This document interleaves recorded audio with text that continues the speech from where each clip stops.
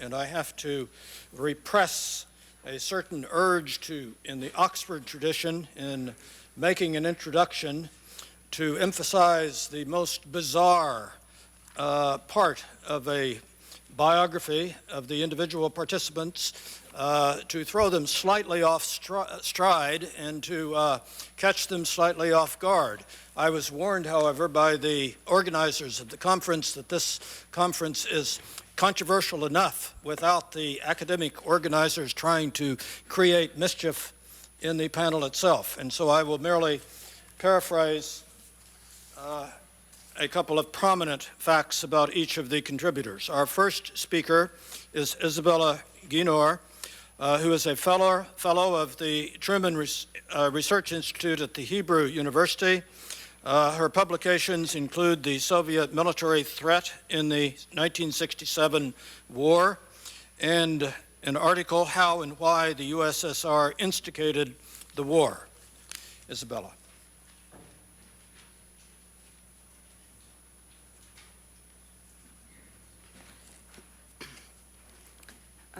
The title for this presentation is borrowed from the second installment of my findings about the Soviet role in the Six-Day War, which recently appeared in the Middle East Review of the International Affairs, or MERIA.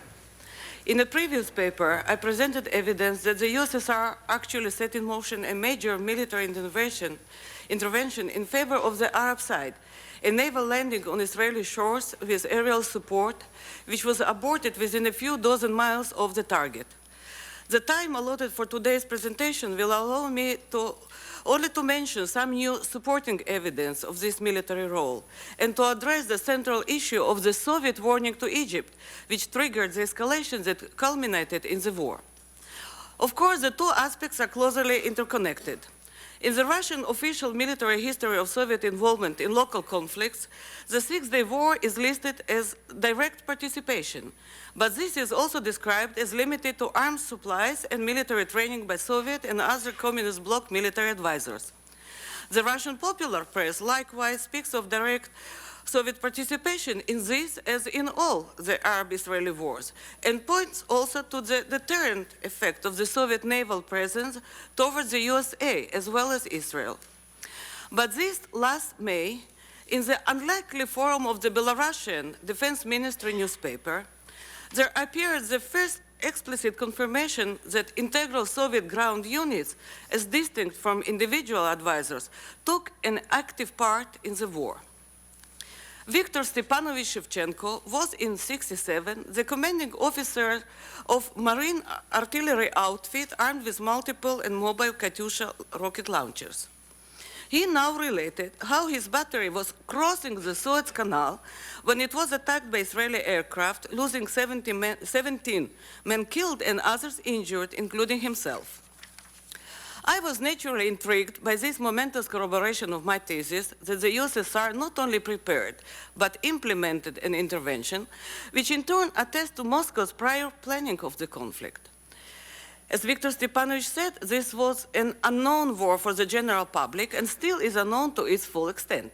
So I asked the interviewer for Shevchenko's contact information in order to request operational particulars. The answer was that VS, who is still in uniform as a military academy instructor, for obvious reasons cannot communicate with you.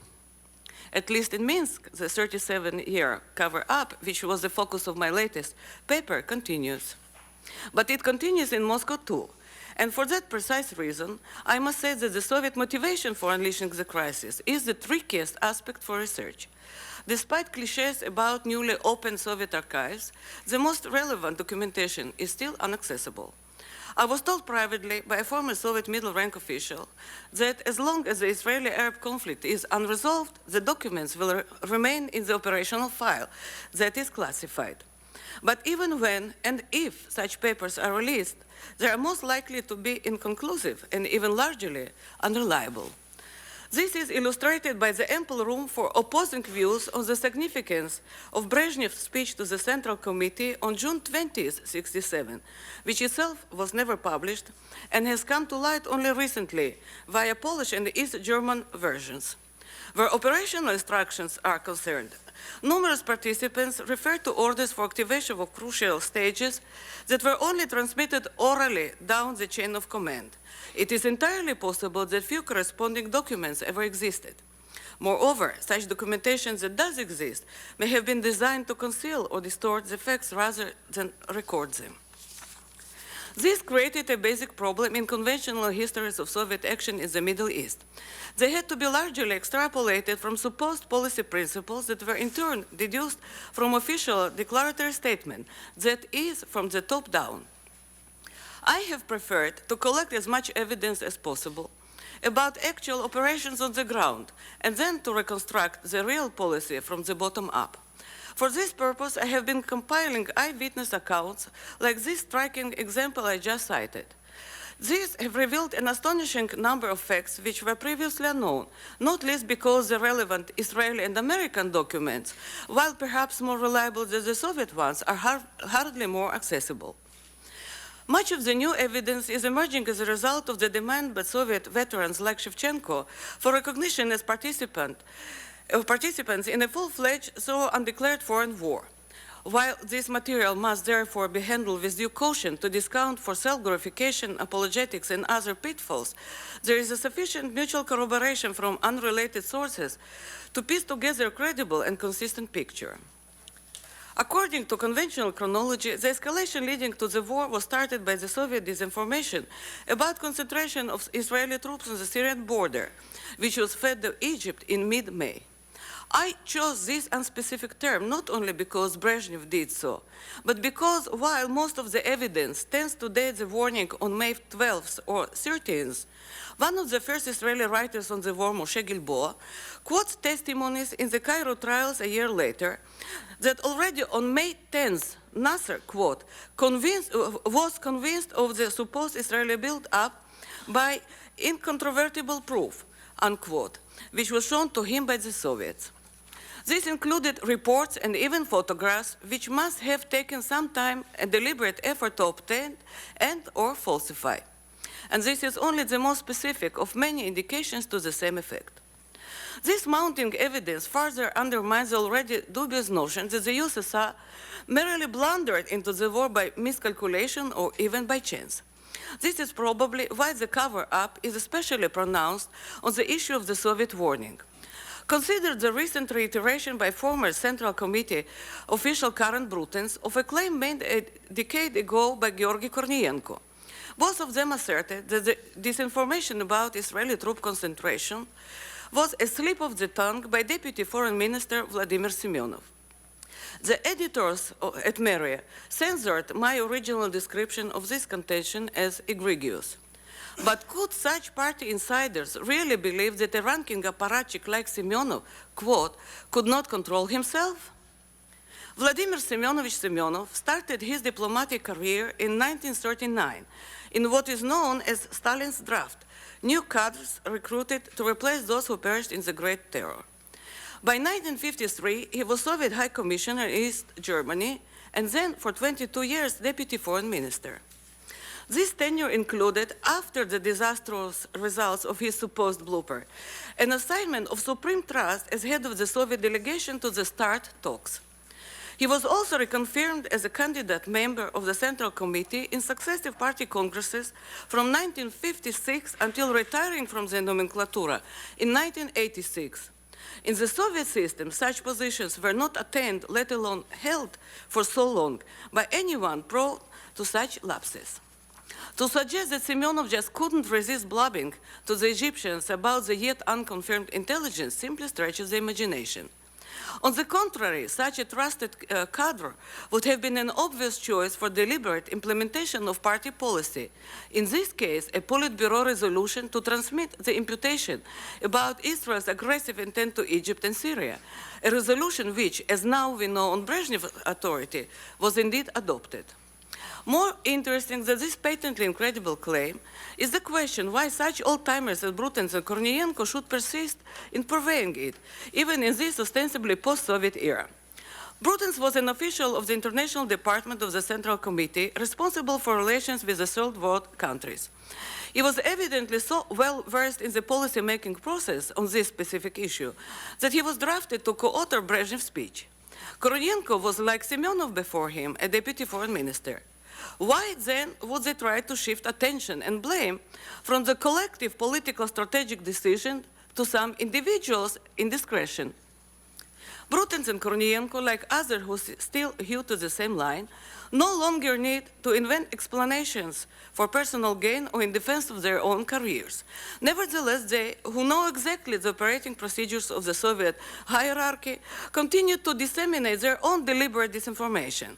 Other examples include falsely declaring Ambassador Dmitry Chuvakhin as deceased when Robert Parker asked to interview him, or at the previous State Department conference on the Six-Day War, Koronienko's attribution to Ambassador Dmitry Pozhidaev, like Semyonov, of behavior incompatible with their training and office. Why? Perhaps the real reason is precisely that the false Soviet warning to Egypt was effected according to a Politburo resolution, which means that it was a deliberate step taken with full understanding of its consequences as part of a wider strategic plan and in expectation of a specific Egyptian response. An open admission that there was a decision at the highest party forum to ignite an international crisis would have led unavoidably to disclosure of the USSR's military preparations and its readiness to act. And this would, in turn, inevitably lead to the perception that at least the beginning of the detente was also a ruse. The Politburo must have approved such extensive military preparations as the deployment of the Soviet Navy with nuclear arms to the Med and the Red Sea well before triggering the crisis. This points to the real target of the Soviet thrust, the USA. A few weeks ago, I came across another testimony by one of the participants, the commander of nuclear submarine K-172, who stated in his own words, "After the Caribbean crisis, this was the second rise in international tensions that could lead to an exchange of nuclear missile blows. That is a nuclear war of global dimensions. I was to start it on the first signal from Moscow." This captain was personally instructed by Navy Commander Sergei Gorshkov to be ready for firing missiles at the Israeli shore as a response to a supposedly anticipated joint landing of Israeli and American descent, that is Marines, on the Syrian coast. This is, of course, an exact mirror image of the landing in Israel, which the Soviet Mediterranean fleet was preparing, as described in my previous paper. This sub arrived from the Northern Fleet base in the Eastern Med by March 30th, 6 weeks before the supposedly inadvertent warning to Egypt. Since these instructions and the code word to implement them were given before its departure, the operation plan must have been completed still earlier.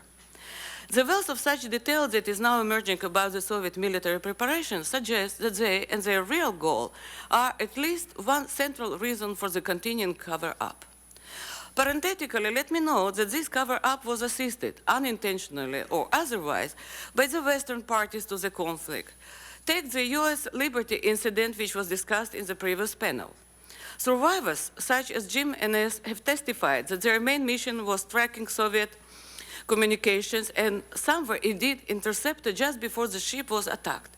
But this aspect has been completely overshadowed by the controversy about the Israeli action, and my freedom of information request for documentation of those Soviet signals was answered by NSA with a sheaf of mostly blank, that is sanitized paper.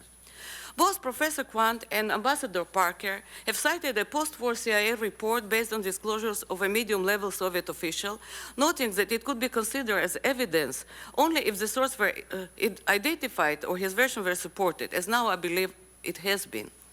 This official related that the Soviet aim was to create a situation in which the US would become seriously involved economically, politically, and possibly even militarily, and in which the US would suffer serious political reverses as a result of its siding against the Arabs. Perhaps it is no coincidence that the copies of Brezhnev's speech were found in East German and Polish Communist Party archives, given the record of Brezhnev's boast to Ulbricht and Gomulka that he was about to deal a blow to American interest.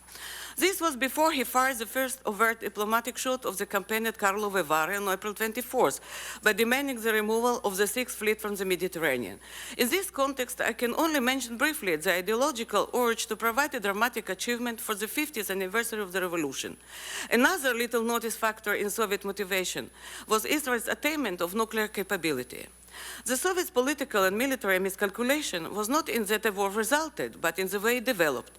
Israel was indeed drawn as planned into a first strike, but both its aerial character and its devastating effect obviated the Soviet design to support the planned Arab counterstrike. As Brezhnev confirmed, the intervention plan was revived briefly on June 10, this time overtly with a warning to Johnson on the hotline. But by then, it had really become only a deterrent move aimed at averting a total rout of Syria. The original Soviet intent, however, was not a deterrent threat, but an actual offensive. And this, together with its total failure, is what necessitating a thorough cover-up.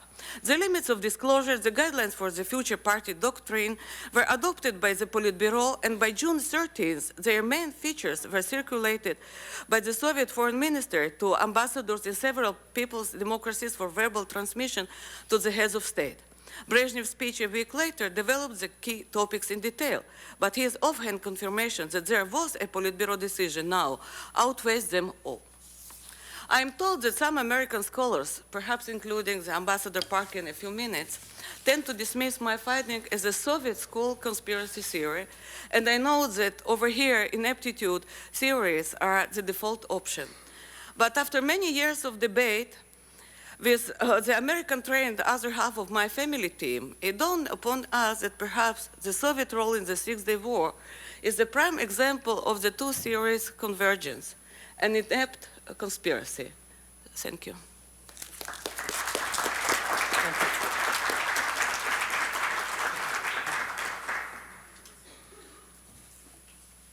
The next speaker is Ambassador Richard Parker. Ambassador Parker has served as United States Ambassador to Algeria, Lebanon, and Morocco. He has edited the Middle East Journal, and his books include The Politics of Miscalculation in the Middle East and The Six-Day War, a Retrospective. Ambassador Parker.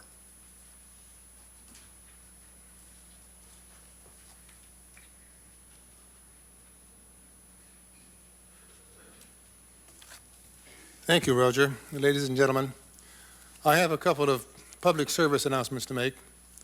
First of all, with regard to the dining room upstairs on the 8th floor, I wish, Roger, you're responsible now to point out to them that spaghetti, pasta Alfredo, is not made with tomato sauce. Second is, some of us have gotten this massive volume, which I hadn't even had time to look at my own name in it. This is priceless for the researcher. I want to point out that there is something, an adjunct to this, called to your attention, which is the oral history program of the Association for Diplomatic Studies, which is an alumni organization at the Foreign Service Institute, our diplomatic academy. We have now some 1,000 interviews in this collection, the largest of its kind, I'm sure, among diplomats, and it will shortly be on the Library of Congress website. You will find it useful if you're interested in history. Well, I was the political counselor in Cairo during the June War, sort of the number 3 or 4 in the embassy. I was very deeply involved in all the discussions and everything that went on. There had been no overt signs that a war was looming. There was tension along the Syrian border, but 1/3 of the Egyptian army was tied down in the Yemen. We didn't expect any trouble on the Egyptian front. I don't know anybody who forecast this war. The crisis began with the Soviet warning. The Soviet warning, of course, we decided was false. What the Soviets were reacting to, I don't know. But 36 years later, their motives are still being questioned. We may never know the full truth until we have access to the archives, particularly the Egyptian and Soviet. Whether we'll ever have that access, I don't know. I don't know what's in the archives, but I know that there's more than we suspected in the beginning. This is thanks to Mohammed Hakel, the former publisher of Al-Ahram, who has revealed the existence of a great many documents. He told me last time I saw him that he'd been looking into the documents on the Yemen affair, and he had been reading reports of my interviews, my discussions with one of President Nasser's assistants, and he said they were remarkably detailed. I don't know what those details were, but they sounded rather sinister to me. The Soviets have been making periodic accusations that the Israelis were concentrating troops on the Syrian border, and these were very plausible, given the statements or alleged statements coming out of Israel. If you read the press at the time, the international press, the question was not when, it was not whether, but when the Israelis were going to attack Syria if Syria didn't stop sending infiltrators across the border. Question is, did the Soviets realize that the Egyptians would react as they did? Ms. Guino has made a very impressive study of Soviet sources on this. She's come up with this theory that this was premeditated. And she has detailed some of the arrangements, the naval and military arrangements they were making for a landing in Israel. That rational political and military leaders would consider such an initiative is such a foolhardy initiative is incredible to me. I just can't imagine what they're going to do with 1,000 sailors armed with pistols. What would happen when they land on the beach at Herzliya? What the hell will they do with their pistols? A battalion of Marines wouldn't have much impact on the Israelis. The Israelis would take care of them pretty quickly, I think. That the Politburo was taking a more active role in Middle East, Mediterranean affairs is clear. They had greatly increased the size of their fleet. At the time, we saw this as an effort to show us Americans that we weren't alone, that Russia, the Soviet Union, was also a power in the Mediterranean. My paper summarizes Ms. Guino's argument and notes that I can't possibly pay justice to it in the brief space I have, but I just don't think it holds up. First place, the Egyptians did not consult the Soviets about what they were doing. Soviets were as surprised as we were, I think, by the closure of the Strait of Aqaba, by the request for the withdrawal of UNEF. On the 23rd of May, Gromyko summoned the American ambassador Llewellyn Thompson and told him that this is after the closure of the strait, saying that the Soviet Union considered that war in the Middle East was not needed by anyone, and the major powers should cooperate to prevent the development of a situation leading towards war. This comes from the LBJ Library Administrative History. When Nasser sent the Soviets were very slow to respond with a letter of support or message of support after the Egyptians launched their concentration of troops in the Sinai. And it wasn't until something like the 23rd of May that they got something from the Soviets. The Soviet excuse was, well, we had everybody in on this, it took more time. But the Minister of War, Shams Bedran, went to Moscow on the 25th of May and stayed there till the 28th. The reports of the participants in this visit, Bedran himself and others who were with him, were continual Soviet effort to tell them to calm down, quiet this crisis. You've won your victory. Now let's prevent a war. The sole exception was Marshal Grechko, who seems to have been one of the original loose cannons of diplomacy, who apparently had a very unrealistic evaluation of Egyptian military capabilities versus the Israelis. He evidently thought that the Egyptians were ready to take on the Israelis, which nobody else did. Marshal Grechko made these irresponsible remarks to Bedran as he was leaving Moscow Just remember, we're with you. If you get in trouble, the Americans get involved in this, give us a call, and we'll be at your side. Nasser reported this the next day to the press, the world press, as a message from Kosygin. Kosygin had known nothing about it, evidently, and Kosygin is one of the principal parties urging restraint. When the war came, of course, as we heard earlier, one of the first things that happened is that Kosygin activated the red line and told us, we've got to prevent this from becoming really serious.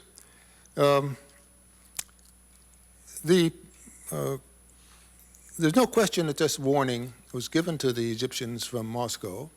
The question is, and I've been trying to find this out for 15 years, where did this come from?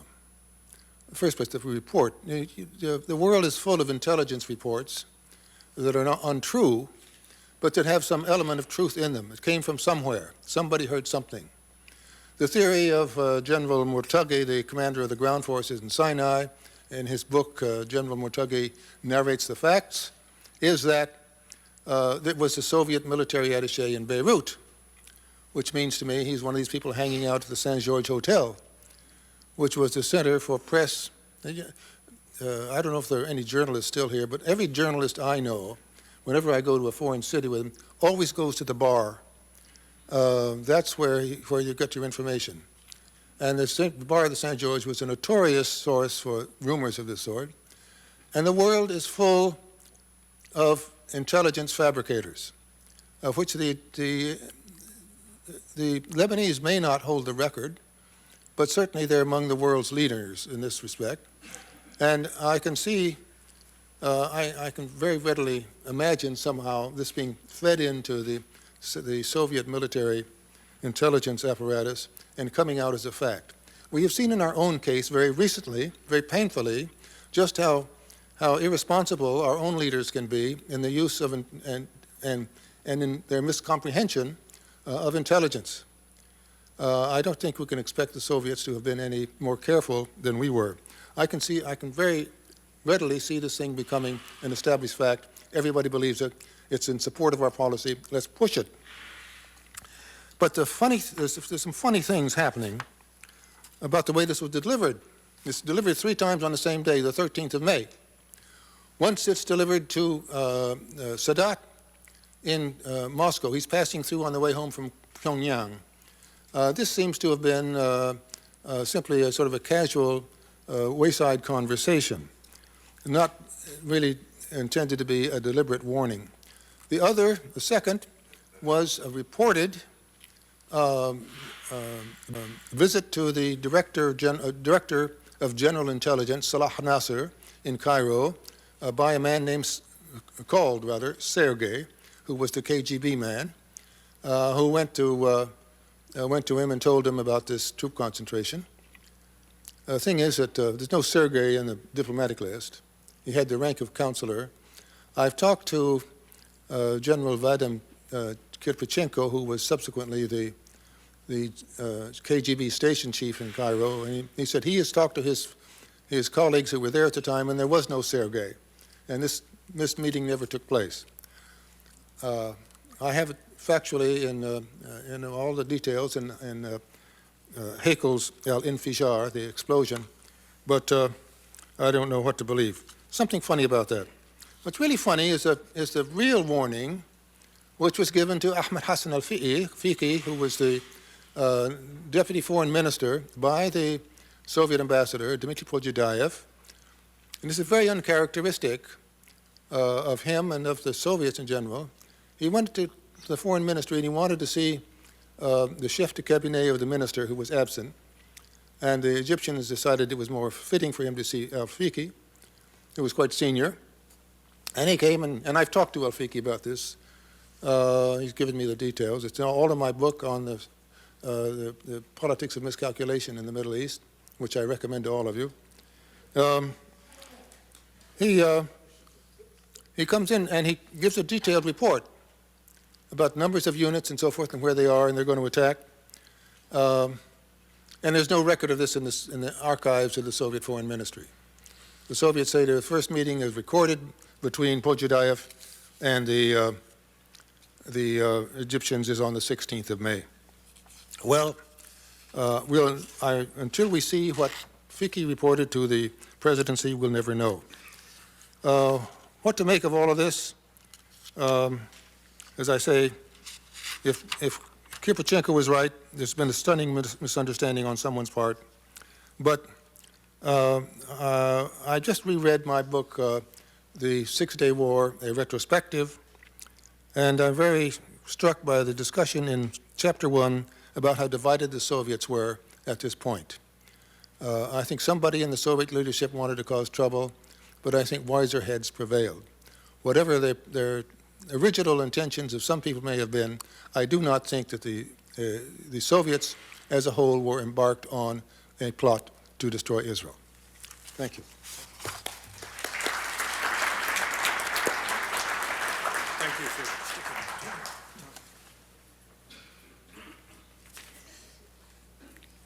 In our next paper, we turn to the immediate antecedents of the war, the United States and the United Nations, and the withdrawal of the emergency peacekeeping force. Michael Carroll teaches in Japan. He is about to defend his doctoral dissertation at the University of Toronto. The dissertation is entitled Canada and the United Nations Emergency Force. Michael.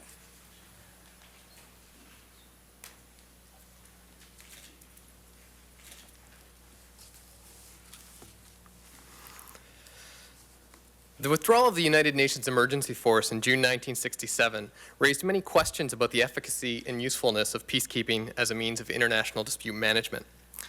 Where it was heralded with a Nobel Prize as a solution to the Suez Crisis in 1956, there was a feeling in 1967 that UNEF had failed in its mission to keep the peace between Israel and its Arab neighbors. In the arena of peace and security, however, the United Nations can only be as effective as allowed by its member states, and specifically the great powers. The Six-Day War was not the fault of UNEF. The UN peacekeepers did exactly as they'd been tasked to do. But the war did bring to light problems inherent in the UN and its peacekeeping activities. When UNEF was deployed in response to the Suez Crisis in November 1956, it was never envisioned that it would still be acting as a buffer force between Arabs and Israeli more than a decade later. Despite complaints in New York about the expense of peacekeeping, it was clear that UNEF's presence was a deterrent to further hostilities, and for most diplomats and politicians, this uneasy peace was clearly preferable to an open war in the Middle East. President Nasser of the United Arab Republic found himself in a difficult position in early May 1967, when reports came in from Moscow and Damascus that Israel had mobilized 11 brigades along the Syrian border and was poised to strike. Whether Nasser knew these reports to be false is the subject of some debate, yet he risked losing credibility throughout the Arab world if he did not live up to the terms of the Mutual Defense Pact with Syria. The decision to remove UNEF and deploy UAR troops along the Israeli border was subsequently made to strengthen his position throughout the Arab world. It is doubtful that Nasser intended his actions to provoke an immediate war with Israel, yet the alternative, losing prestige and influence throughout the Arab world, was deemed even less palatable. The message to withdraw UNEF was first conveyed to the commander of UNEF, Major General Rickey, on May 16, 1967. The letter was from the UAR Chief of Staff and informed General Rickey to withdraw all UN troops from observation posts along the UAR border. The courier, a brigadier general, expected immediate compliance on the part of UNEF and was sorely disappointed when General Rickey merely noted the contents of the letter, which he would pass on to the UN Secretary General. Clearly troubled by this lack of immediate action, the envoy explained that UAR troops were already on their way to the international frontier and wished to prevent any clashes with UNEF. Rickey was adamant, however, that he would have to await orders from New York. Less than 2 hours after Secretary General U Tant learned of Egypt's intentions to seek UNEF's withdrawal, he met with Mohammed El-Koni, the permanent representative of the UAR to the UN. Unaware of what was happening back home, El-Koni was told by U Tant that there had in effect been a breach of protocol and that any request for the withdrawal of the United Nations Emergency Force must be directed to the Secretary General. U Tant also sought the clarification of Nasser's intent. The original note only made mention of withdrawing the outposts along the UAR border. Yet in the course of the discussion with General Rickey, specific mention had been made of withdrawing the UN from its positions at Sharm el-Sheikh. It was also unclear whether the withdrawal was of a permanent or temporary nature. While seeking this clarification, however, UTAN sought to reassure Ambassador El-Koni that were the UAR government to withdraw its consent for UNEF's presence on their territory, the Secretary General would be obliged to respect their wishes. UTAN did not think that this position even required consultations, and made it clear from the start that any request for a temporary withdrawal or redeployment of UNEF would be considered as a call for the recall of the entire UN force. The following day, May 17th, the Secretary General met with the troop-contributing nations. As he had already decided on a course of action, the meeting was purely informative. In the course of the meeting, UTAN reiterated 3 times his intention to withdraw UNEF if and when a proper request was made by the UAR government. Opinions in the meeting varied. The representatives from Brazil, Canada, and to a lesser extent Denmark believed that the Secretary General should be proactive in addressing the situation, while other representatives preferred to wait and see what Nasser's formal response would be. It was also suggested that the matter be referred to the General Assembly, though this idea was rebuffed by the UN Secretariat. While the General Assembly had been responsible for UNEF's creation, Ralph Bunche, UTAN's senior advisor, argued that UNEF's entry into Egypt was the result of direct negotiations between Nasser and the then Secretary General Dag Hammarskjöld. Thus, strictly speaking, UNEF's deployment was the prerogative of the Secretary General, not the General Assembly. Reports from Gaza on May 17th and 18th detailed significant UAR troop movement in the Sinai Desert, and in some cases, UAR forces had interposed themselves between UNEF and the border. The Yugoslav contingent deployed in the Sinai bore the brunt of this pressure, in some cases being forced out of their observation posts and having artillery shells targeted to land just outside their camp perimeters. General Ricky also did not miss out on the action, as 2 Israeli fighter jets violated UAR airspace and attempted to force his plane to land in Israel. Ricky concluded that this action was not premeditated, but rather the work of overexuberant young Air Force pilots. Regardless, tensions were riding high everywhere. It was not until 12 noon on May 18th that the permanent representative of the UAR formally conveyed a note to UTAN indicating the desire of his government to have UNEF removed from UAR territory. UTAN expressed his misgivings, yet gave no indication that the decision would be opposed. At a meeting of the UNEF Advisory Committee, the Secretary General left no room for debate, stating unequivocally in his opening remarks that UNEF would be withdrawn from the Middle East. Some of the delegates, particularly those from Brazil, Canada, and Denmark, continued to argue that the Secretary General should consult the General Assembly. Yet India, Pakistan, and Yugoslavia opposed further consultations either in the General Assembly or Security Council. Had the Advisory Committee been unanimous against the withdrawal of UNEF, it could have compelled the Secretary General to bring the issue before the Assembly. However, with the opinion divided, act nor second-guess his decision to withdraw UNEF. As of 5 p.m. local time on May 19th, all UN troops were withdrawn from their observation posts along the international frontier. The buildup of troops along the Israeli-UAR border, while troubling, did not preclude a peaceful outcome. Tel Aviv preferred to accord diplomacy its due and sought to work through the UN and the Americans to persuade Nasser of the futility of waging war against Israel. The Secretary General's impending visit to Cairo on May 23rd also held out hope for a negotiated compromise. A new dimension to the problem was added, however, when Nasser closed the Gulf of Aqaba and the Straits of Tiran to Israeli shipping on the eve of his meeting with the Secretary General. From the Israeli perspective, the closure of the waterways was cause for war. By denying Israel access to the Straits of Tiran, Nasser had embarked on a dangerous game of brinkmanship, one that he ultimately lost. It was decided to announce the closure before UTAN's visit to forestall criticism of the Secretary General on an issue over which he had no influence. The issue of territorial sovereignty was also one upon which Nasser was unwilling, and because of the opinions of his Arab compatriots, unable to compromise. UTAN did not consider his visit to Cairo to be a complete waste of time, however. Nasser did not dismiss out of hand the idea of submitting the territorial waters dispute to the International Court, and he agreed to a 2-week moratorium on inspecting ships through the Straits of Tiran. He also supported the idea of a UN-appointed representative to supervise efforts, though he stipulated that the UN presence was to be in Cairo and not in Gaza or along the international frontier. This was, however, entirely dependent on Israeli cooperation. Despite UTAN's appeals that such a moratorium would provide a breathing spell, it did little to assuage Israeli fears and did not change the harsh realities of the situation facing Israel in the Middle East. As the war of words between Cairo and Tel Aviv threatened to escalate into military operations, UNEF was quietly making preparations to withdraw its troops from UAR's soil. Despite the initial urgency for UNEF to withdraw from outposts along the international frontiers in Sharm el-Sheikh, the UN was put under no pressure to immediately evacuate its troops from UAR territory. And as Nasser was in no rush to kick UNF out of the UAR, UTAN saw no need to effect a hasty retreat. Planning for UNF's withdrawal had never been given a particularly high priority. Only 2 copies of the withdrawal plan had ever been circulated, and when time came for the plans to be dusted off in 1967, nobody in New York was able to locate the copy. The plan for evacuation, once they had been found and updated, estimated that it would take 6 weeks for UNF troops to be withdrawn and 4 months for the equipment, though it was hoped that these arrangements could be expedited.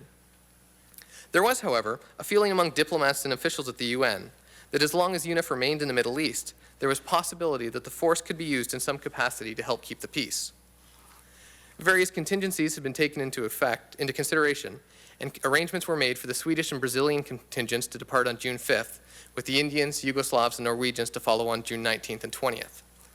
The bulk of the force's logistical support and air transport services were provided by the Canadian contingent, and as such, it was understood that they would be the last to leave. On May 27th, the UAR delivered yet another fateful letter to Utante, this time calling upon the Secretary General to withdraw the Canadian contingent within 48 hours. The immediate withdrawal of UNF's logistic and air transport units raised a whole host of problems for the force commander. Day-to-day necessities such as communication, vehicle repair, supply distribution, and ground transportation, not to mention the airlift of supplies and personnel out of the Middle East, all had to suddenly be revisited. General Rickey reported to UN headquarters that, quote, "If one of my contingents is asked to go quickly, it is time for the rest of us to leave as well," unquote. However, officials in New York deemed that political considerations required UNF to maintain an emasculated presence in the Middle East. General Rickey resigned himself to make the best of a bad situation, though with the Canadian withdrawal on May 31st, 1967, some of the logistical tasks fell by the wayside. Thanks to Nasser, however, the Canadians were actually the only contingent to get out before war started. Preparations for UNF's withdrawal had gone on until the last possible moment. Yet once the outbreak of war on June 5th closed the airports at Port Said, the evacuation of UNF troops was left in limbo.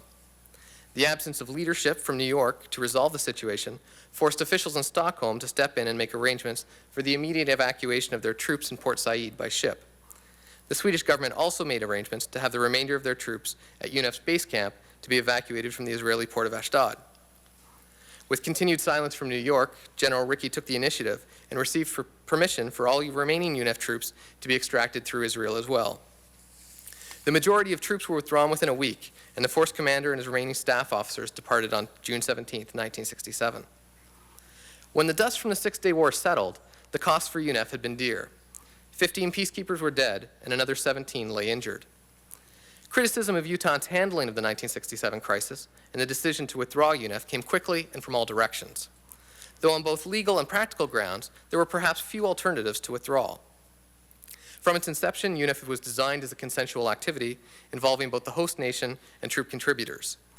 After attempting to clarify Egypt's request to withdraw UNF without success, Utante informed the UNF Advisory Committee of the situation, and the decision to withdraw UNF was finalized. At no time was the Secretary General's position officially challenged by any member state, and no attempt to convene the General Assembly was formally made.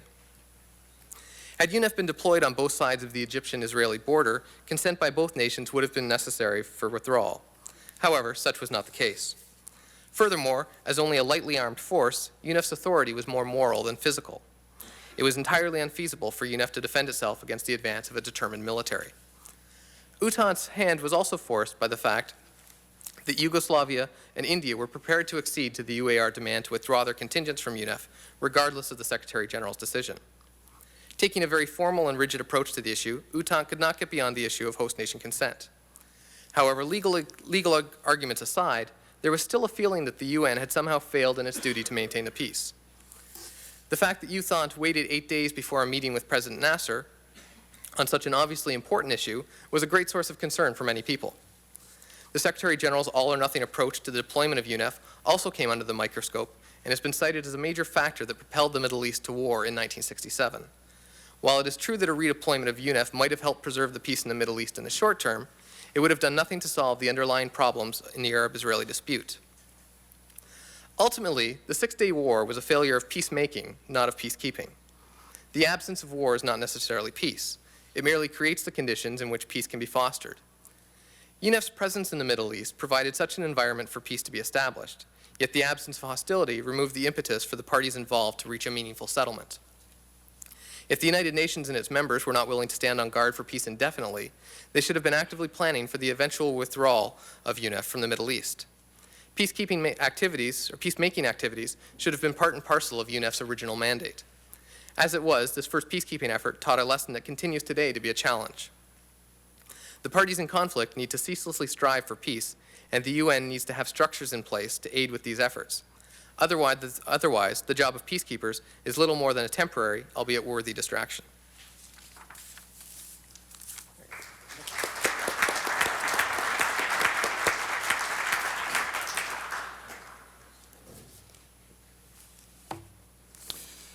Our next speaker is Dr. Eir Naor, who has had a career in journalism and politics as well as in political science at the Ben Gurion University. His books include Greater Israel, Theology and Policy, and the title of his paper is Objectives of the Six-Day War, an Israeli Perspective.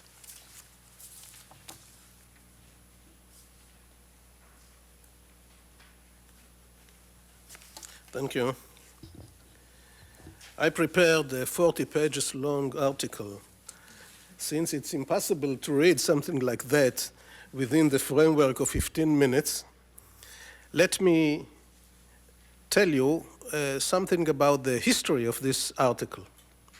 It all started a year and something ago when I had to review for the Journal of the Israel Historical Society a new collection of articles by Colonel, now Dr. Mordechai Bar-On. He is a noted Israeli historian, and previously had been a chief of education in the Israeli army in the period that included the Six-Day War, and there are a lot of rumors that he is the one behind the famous, beautiful speech General Rabin made on Mount Scopus when he received an honorary doctorate from the Hebrew University after the war. Bar-On, who later became a peace activist, raised the question in his book whether or not there was a dormant wish among decision makers to occupy the West Bank, or, in their words, to liberate the homeland. He was not quite sure whether or not something like that existed, and that hesitation of his occupied my mind and felt me unease. Then, Haaretz, Israeli Hebrew newspaper, revealed that approximately a year before the war, in 1966, the Prime Minister and Minister of Defense of the time, Levi Eshkol, and the Chief of Staff of the Army, General Rabin, approved of a military plan known as Bnei Or, Sons of Light, a plan that should have crystallized the strategic concepts of both the government and the high command of the Israeli Defense Forces.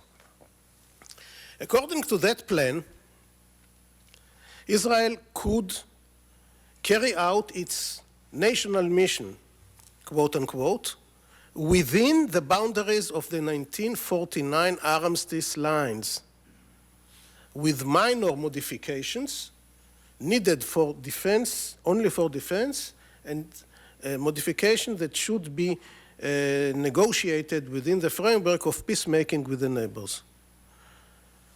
But the basic assumption was that Israel did not need any territorial expansion in order to carry out its national mission. However, should a war be initiated by the other side, Then, due to geographical strategic reasons, Israel must transfer the war into the enemy's territory, break the enemy's power, and then occupy lands from the enemies in order to use it as bargaining chips in peace negotiations. This was written and signed by Eshkol and Rabin. Indeed, after the 1967 war,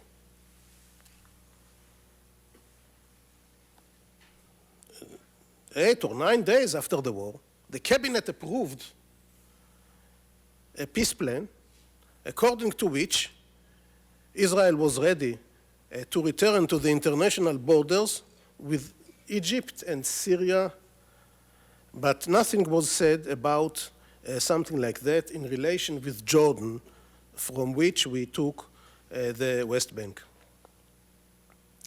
And mind you, by saying that Israel was ready to return to the international border with Egypt, we meant that the Gaza district or the Gaza Strip should not be included once again in Egyptian territory because it was not there according to the international borders as decided upon at the end of World War I. History. Why it happened like that? Why the government of Israel could not make up its mind and carry out its own intentions, its own strategy that made such a reasonable remark? My argument is that neither Eshkol nor the military planners in the general staff could have anticipated what influence, what psychological influence would result from a reunion of the state of Israel with the old biblical promised land. The Israeli society changed dramatically over the night. When our paratroops occupied, liberated, call it as you wish, the Western Wall, and the chief military rabbi, Rabbi Shlomo Goren, with ranks, with the rank of a major general, came to the Western Wall with the Torah scroll on his right hand and the ram horn on his left, and blew the horn and quoted from Isaiah, "Comfort, comfort my people." Everything changed in the Israeli climate. From an instrumentalist approach to policy, our government went to an expressive approach to policy. And the expressive approach to policy does not necessarily lean on reason. It leans on the meaning of symbols, on the meaning of historical memories, and it creates, in this framework, a new, unexperienced in the past, political theology that related also to people who do not observe religious laws. Even some of them were really atheists.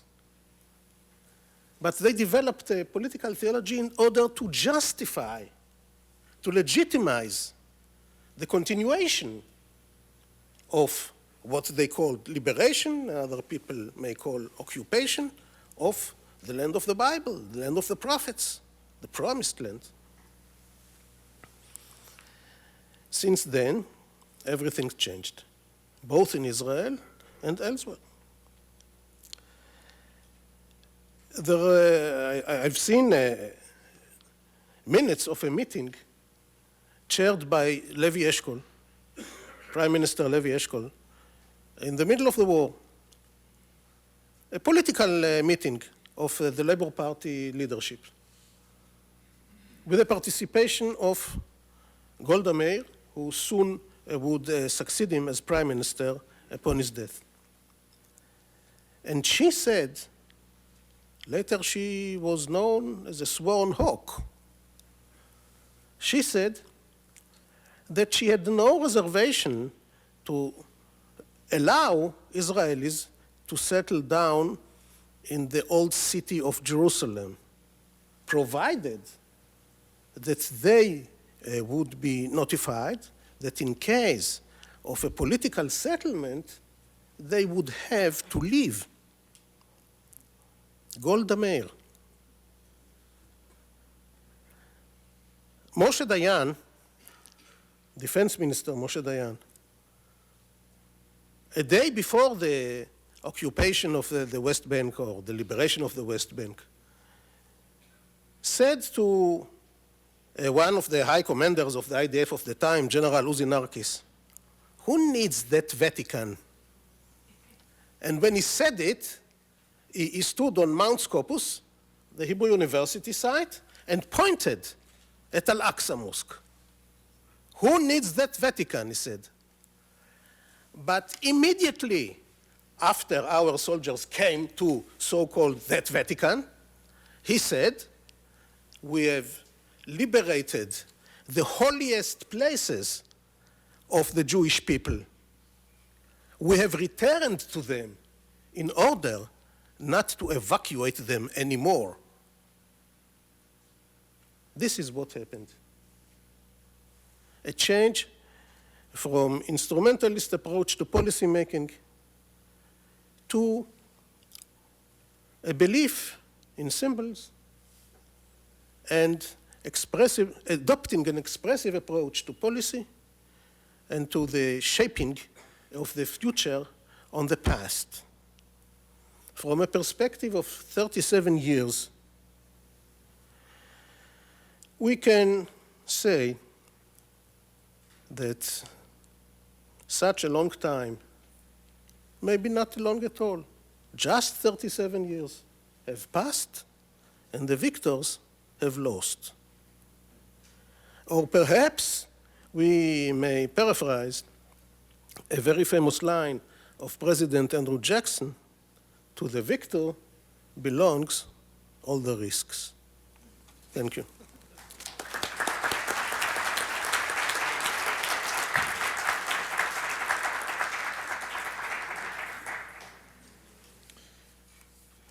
The first comment will be offered by Professor H.W. Brands, who holds the title of Distinguished Professor at Texas A&M University. Bill Brands is the author of 17 books, including The United States and the Middle East, 1945-1993.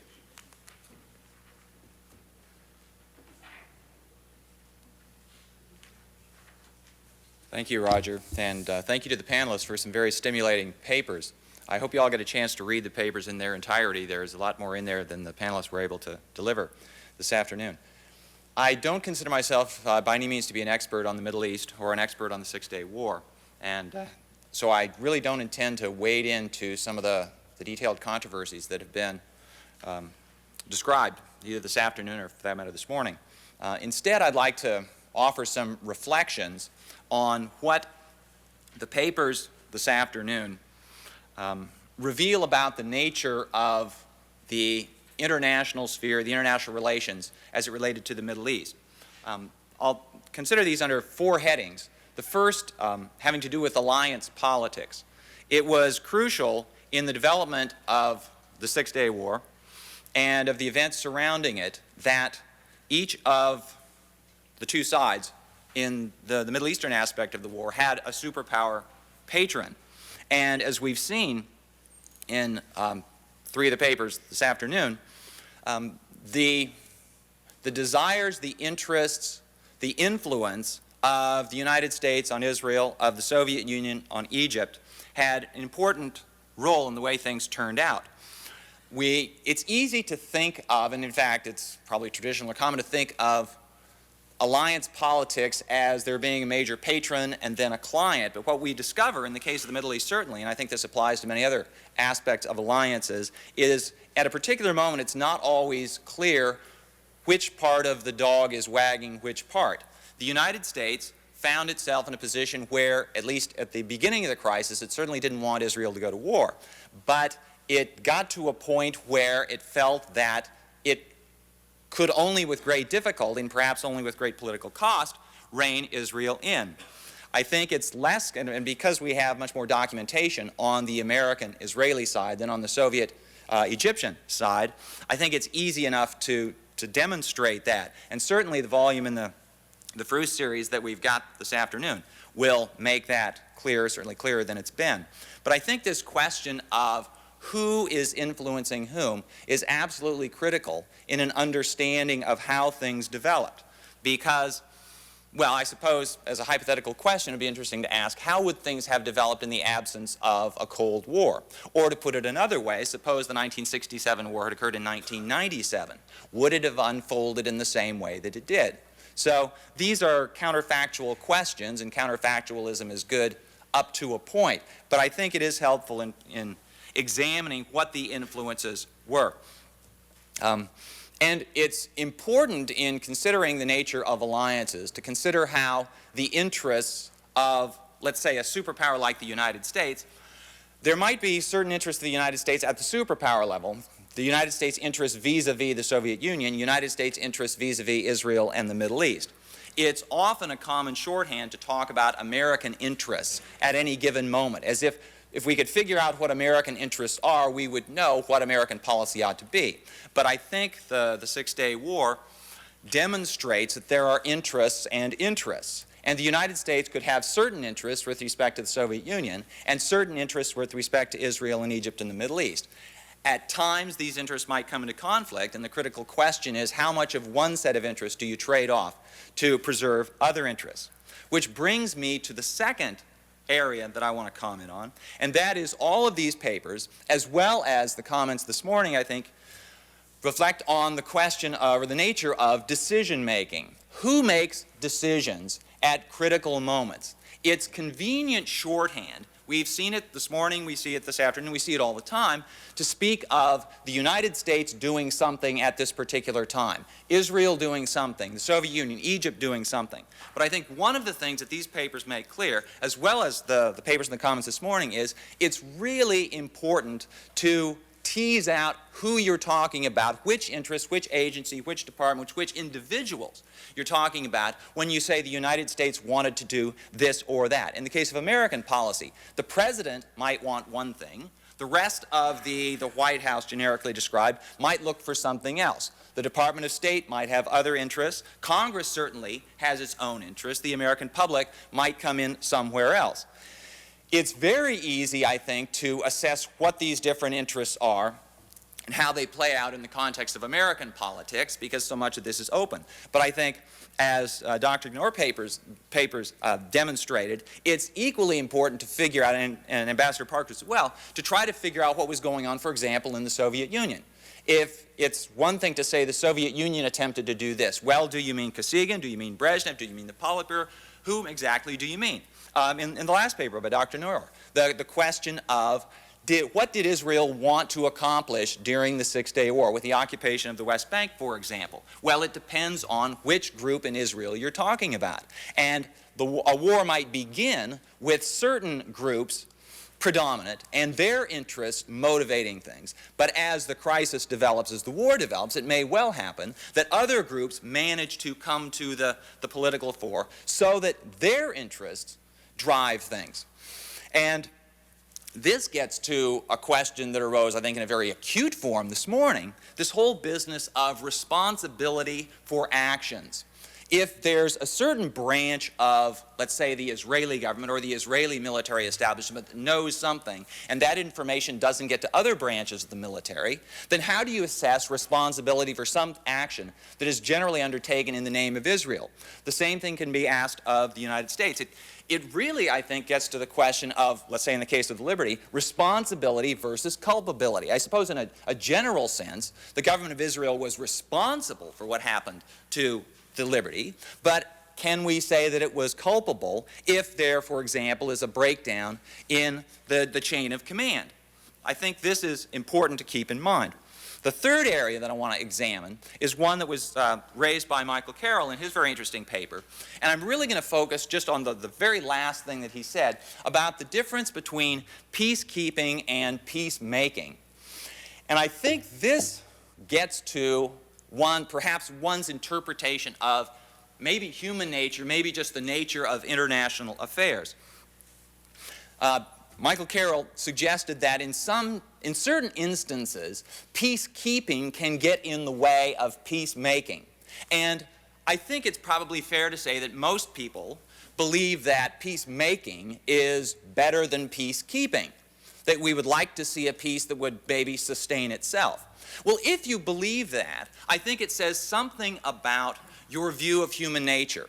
And this might be something that is distinctively American. I think it's fair to say that Americans tend to think, or certainly would like to think, that each war that the United States is involved in, and maybe this applies by extension to other countries as well, that each war is going to be the last. And if you can fix this set of problems, then the peace, and that is if you can fix them, then the peace will keep itself. And if that's your view, if you think that the default setting of human nature is peace, then you certainly want to make peace rather than merely keep peace.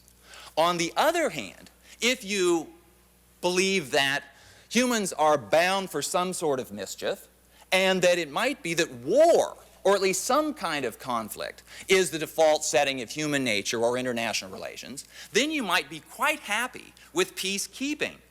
Because each day, or each week, or each month or year that war isn't being fought in a particular theater is a mark on the good side.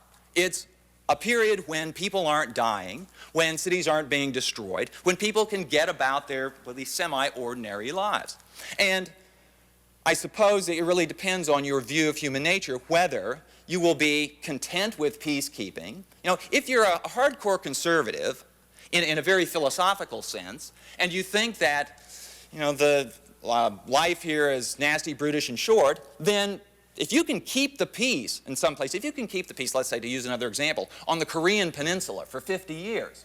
No, the Korean War isn't over yet, and the problems that were raised by the Korean War, in the Korean War, they're not settled, but there hasn't been a major war on the Korean Peninsula in 50 years, and that's pretty good. Maybe that's the best we can hope for in this world we live in.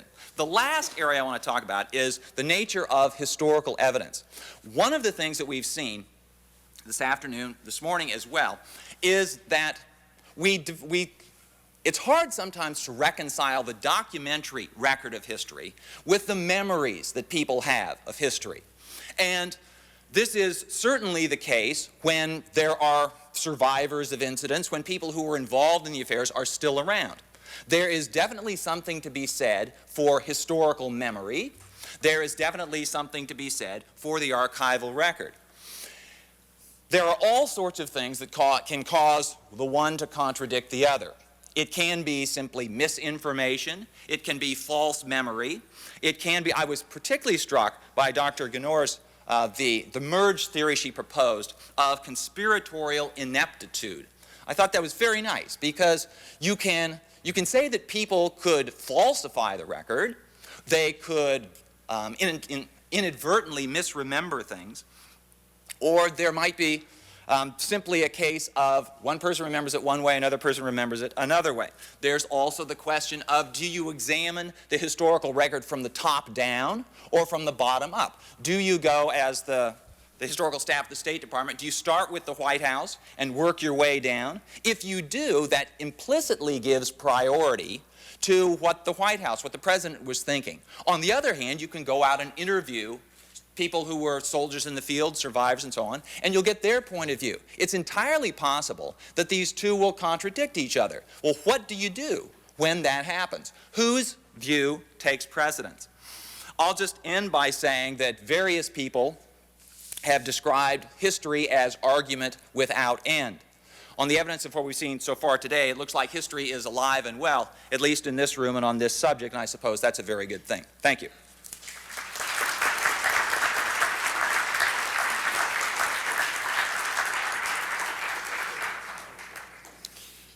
The last comment is by Dr.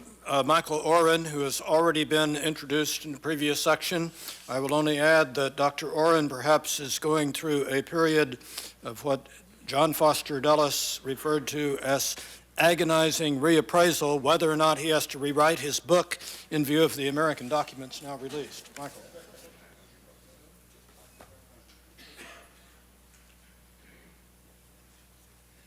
So much for definitive study, huh?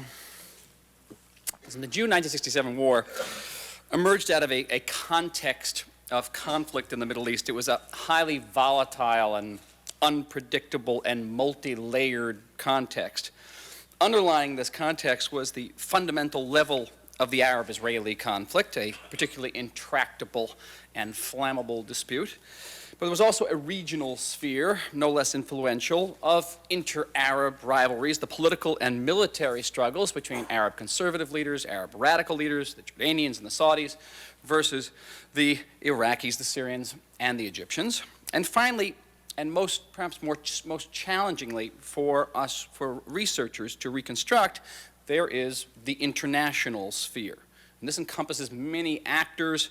There is Europe, there is South America, there's China, though in the Middle East in the 1960s, the principal actors were, as we've heard today, the United Nations and the superpowers, the United States and the Soviet Union.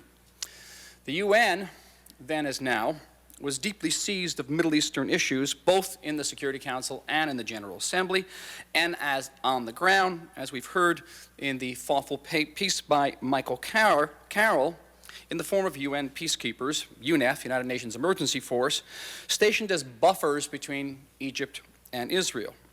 The U.S. and the USSR were, of course, then at the height of their Cold War, a war in which the Middle East constituted a crucial battleground. These three levels of the Middle Eastern conflict, bilateral, regional, and international, combined to make the context especially explosive. Yet alone among these three levels, only the international level worked on two different ways, both as a catalyst for the conflict as well as a brake on the conflict. The dual and contradictory nature of the international dimension of the Six-Day War, I believe, was implicit in the themes of all the papers we've heard today. Mr. Carroll, I believe, correctly gives UNEF its due by noting that the force had contributed to the maintenance of nearly a decade of non-belligerency, non-war between Egypt and Israel. It's hard to say peace. But he also stresses that the removal of the force was a principal cause for the outbreak of the war. I would posit further that the war versus peace dynamic of the UN and of UNEF's role is more complex than Mr. Carroll suggests. He asserts in his paper, at least, that UNEF was not designed as a permanent peacekeeping force, but if you look at the Israeli documents, you'll see that was very much not Israel's view of the situations. The Israelis indeed viewed UNEF as a permanent achievement of their involvement in the 1956 war. Yet even on the Egyptian side, there was no rush to get rid of this force. It provided Nasser with a convenient excuse not to go to war against Israel.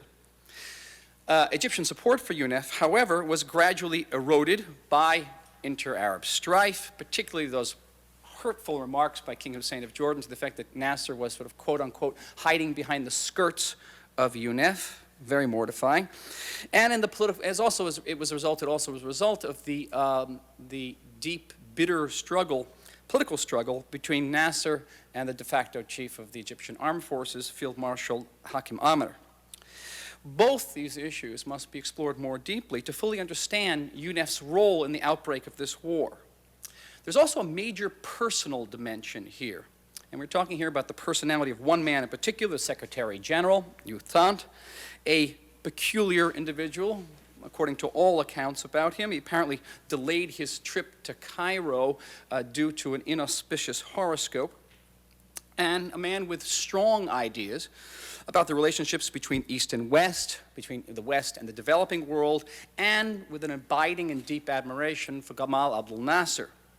One of the more interesting revelations of the UN documents showed that U Thant had discussed the removal of UNEF with Nasser well in advance of May 1967, and during that discussion he let Nasser believe that when Nasser decided that he would like to get rid of UNEF, the UN, he himself, would not particularly object. Thus, the UN, while it may not have been able to prevent war entirely, might, under somewhat different circumstances and in different hands, might have delayed or even mitigated that war. Ambassador Parker and Dr. Guinor have both addressed the question of the degree of Soviet culpability for the war and the extent of Soviet willingness to intervene in that war once it erupted. Now, there are a great many theories that try to explain the reasons behind the Soviets' May 12th or May 13th warning to the Egyptians. I counted about 20 different theories in my research. And as in the case of the UN, there are several dimensions to the story. Both of our speakers addressed the internal dimension, the fact that the Soviet leadership in 1967 was not a monolithic group. It was, in fact, run by a troika, and that these three men disagreed fundamentally on questions of foreign policy. Through the gracious help of Ambassador Parker, I was able to interview the then head of the KGB African desk, now Lieutenant General Vadim Kirpichenko.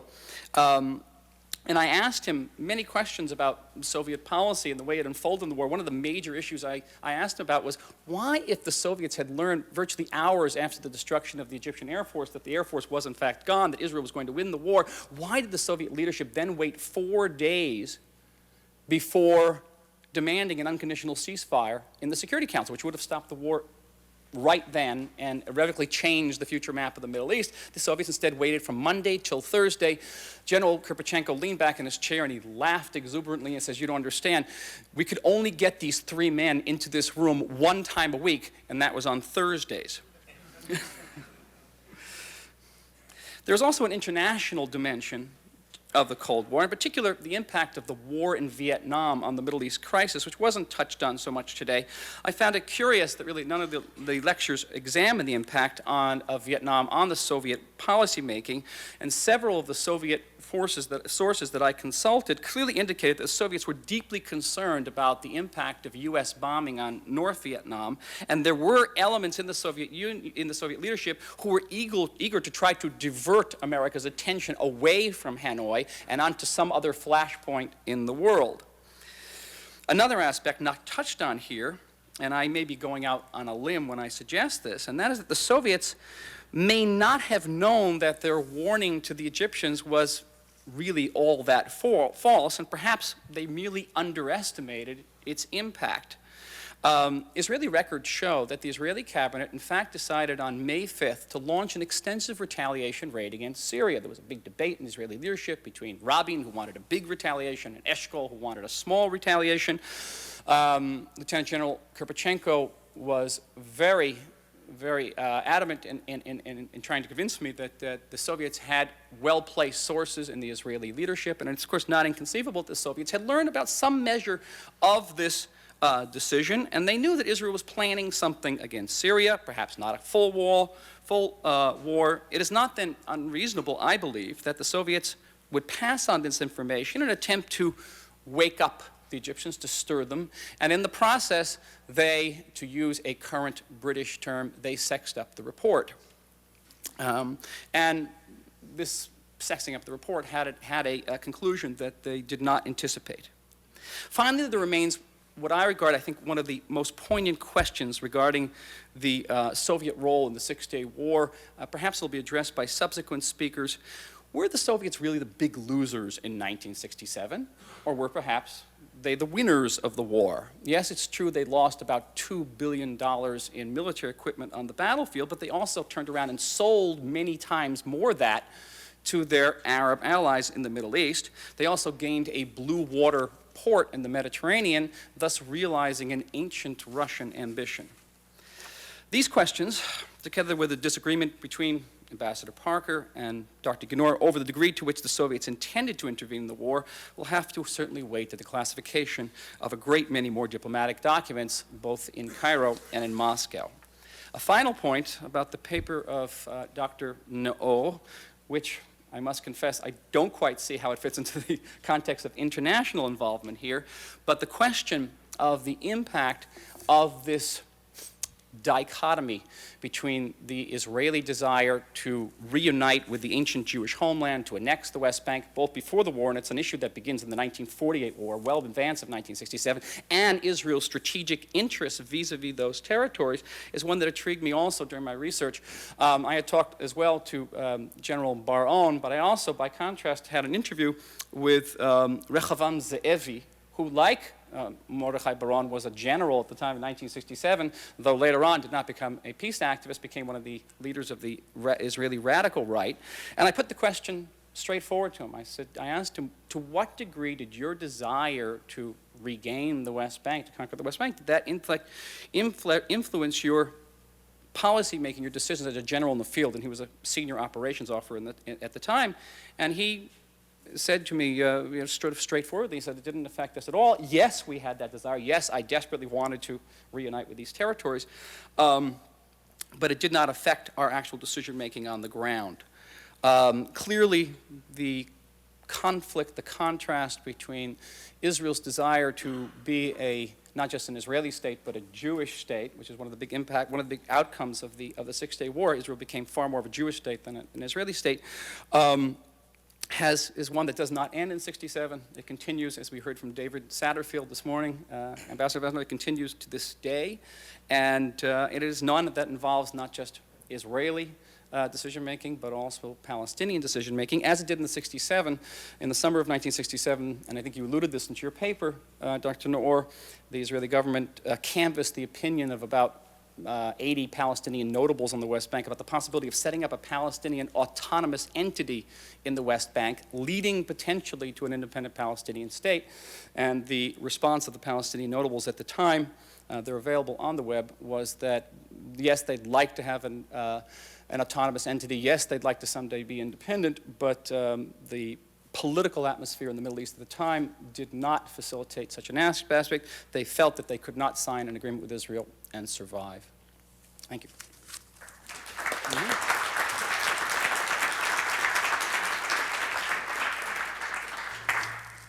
I now call on members of the panel for very brief comments, and then that will leave us just a few minutes for general questions and comments.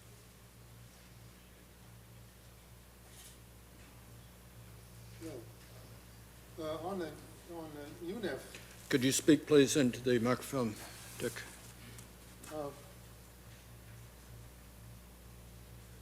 we thought that the Egyptians wanted UNEF to stay, that they saw it as a... Is it on now? Yes. We thought the Egyptians wanted UNEF to stay. I told a senior officer in the foreign ministry when we heard of this first request for its withdrawal, I said, you're throwing away the insurance policy. And he said, well, maybe we don't need it anymore. But we were quite surprised at the decision. And we understood from the very beginning, back in 1957, I was on the Israel-Jordan desk when UNEF was created. It was understood that if at any point, if the Egyptians wanted to leave, there would be no stopping them. And it's all right to blame Utah for not taking a more dynamic reaction to all of this, but not clear what he could do, particularly since it became clear immediately that the Yugoslavs and the Indians were going to withdraw, whatever we said. And I mean, that cut the ground out from under us totally, and out from under Utah.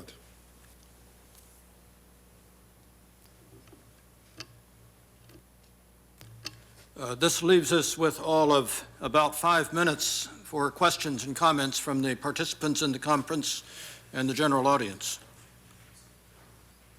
Yes.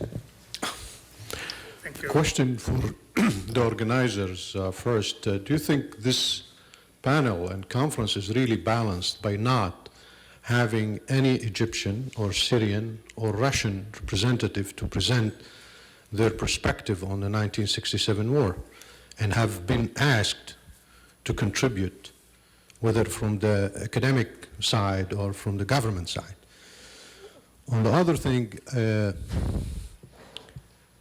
it seems to me that also there is a need to be an examination of the American administration policy further to find out whether there was a tacit agreement or knowledge or encouragement of having the 1967 war to occur or not. Thank you.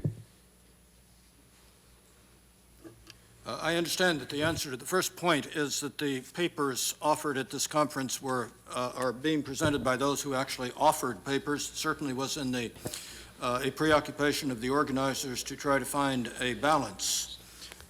Anyone who would like to respond to the second point? Did you mean a conspiracy between the Americans and the Israelis? Is that what you're talking about? Well, you could use the term conspiracy, or could use You at said least, something more polite. What was the term you used?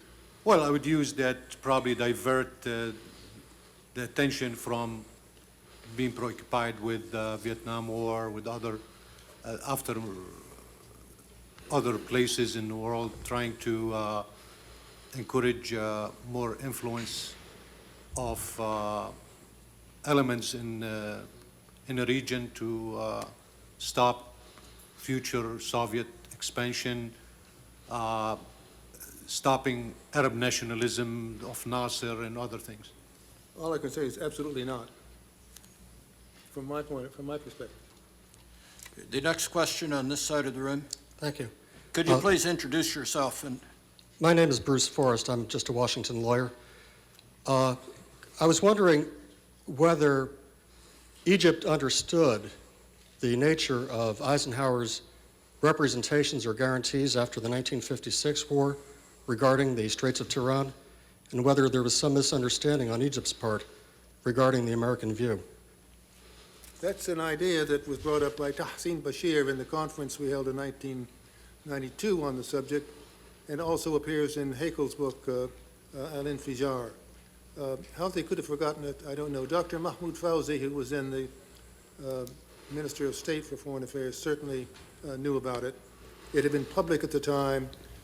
All of the Arab ambassadors had met with Dulles in the spring of 1957, and he had briefed them on this commitment.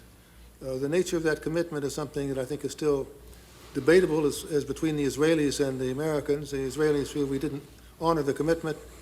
The commitment was that we recognized that the Strait of Tiran was international waters, and we would exercise the right of innocent passage on behalf of our own ships and encourage others to do the same. There was no commitment that we would use force to implement this. The Egyptians seem to have forgotten it. I think other people did as well. The people in the United States government were not aware of this.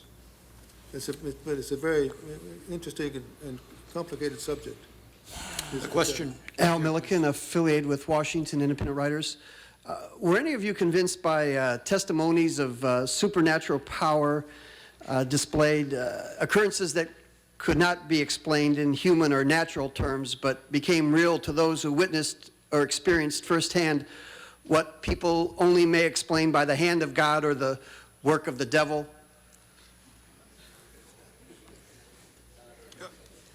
McLaurin? Yes, yes. I think one of the one of the more negative legacies we live with of the Six-Day War is the tendency to view that entire historical episode as an act of divine intervention, either on behalf of one side in the conflict or against the other side of the conflict. And I would encourage us to avoid that type of thinking as much as possible.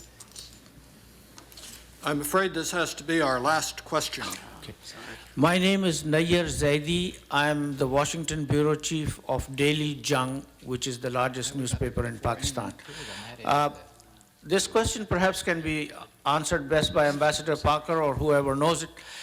When the Palestinian-Israeli Accord was signed in the White House in 1993, I believe, there was an extensive story in the Washington Post a few days after, and I'm sure it was inspired by Israeli sources. The story claimed that King Hussein of Jordan went to Golda Meir when she was in Paris, a prime minister, and offered to be the prime minister's servant. And Golda Meir said, who's this guy? What does he want? Check him out. So then later on, we are told that he used to cross into Israel and go to Mossad safe houses, and he was advisor to 8 Israeli prime ministers. In that context, we also heard that King Hussein simply provided Israelis an excuse to attack West Bank by, participating in the war and invading Israel. So in the context of his contacts with Mossad and Golda Meir and other Israeli prime ministers, can somebody comment how authentic this might be and that he did provide a pretext to Israel to attack West Bank? It is Washington Post, and maybe the journalist was in the bar, but I don't know. I mean, it's a major newspaper. I don't quite understand the connection between his being an advisor and his providing the excuse for attacking the West Bank. Well, if King of Jordan is working for Mossad, I mean, yeah, that's one thing they would require him to do. I don't think he was on their payroll. Yeah, no, he wasn't working for Mossad, certainly. And there would not have been, well, I would like to think the Israelis meant it when they said they wouldn't move against Jordan if Jordan didn't move against them. It was a mistake on Jordan's part to start shooting and to occupy Government House. But that's what I think was the pretext. Our last comment or question by Ambassador Garthoff. Thank you. Raymond Garthoff, retired American ambassador in the State Department on the staff of Ulysses Johnson in 1967. We had a report at that time that the Israeli authorities, who had broken the Egyptian code, of course, were reading messages from Egypt to Jordan, fabricated a message from President Nasser to President Hussein asking him to join in the war, with the purpose of having Jordan assume the responsibility for starting that new front and giving Israel the opportunity then for taking the West Bank. I cannot confirm, I certainly can't document that report, which was given to me at the time by someone who was in a position to know such things. He further speculated, and this was only a speculation, that might be the explanation for the Liberty incident. If Israeli intelligence believed, as he thought was the case, that the Liberty had intercepted the falsified message to Jordan, but might not have yet processed and transmitted it. If the Liberty could be sunk, the covert operation would be buried with it. Again, I have no reason to think it is more than a rather provocative but interesting speculation. I hope that archives will help to throw light both on the first part of my comment and on the second. If I may add just one small point, I think there is reason to believe that while Soviet military planning had envisaged other possible activities, the only serious attention given by the Soviet leadership to any intervention with its own forces, leaving aside the people serving with the Egyptian army, was on the 9th, 10th of June, at which time they did consider putting in a small plate glass, if you wish, defensive Soviet military presence outside Damascus, and they did warn us on the 10th that they had no desire to intervene in the war in general, but could not permit Syria to be defeated and would have to interpose their forces, which would put to Israel the question of either attacking those Soviet forces some distance from Israel or stopping their advance short of Damascus on the plain between Kenitra and Damascus.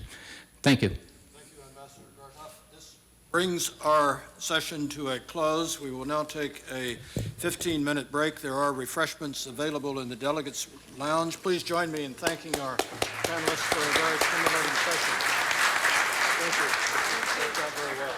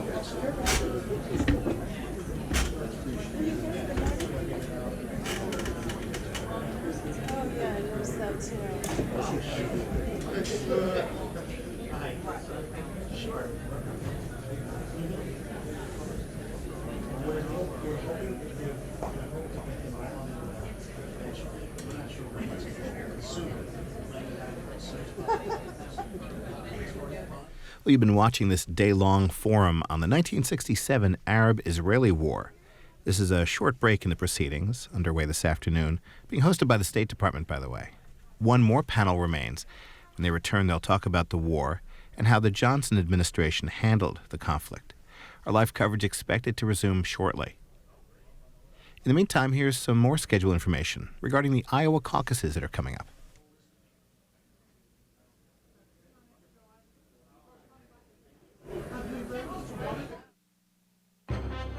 Live coverage of the Iowa caucuses on C-SPAN and C-SPAN 2. It's the entire caucus process from rural and urban areas where voters submit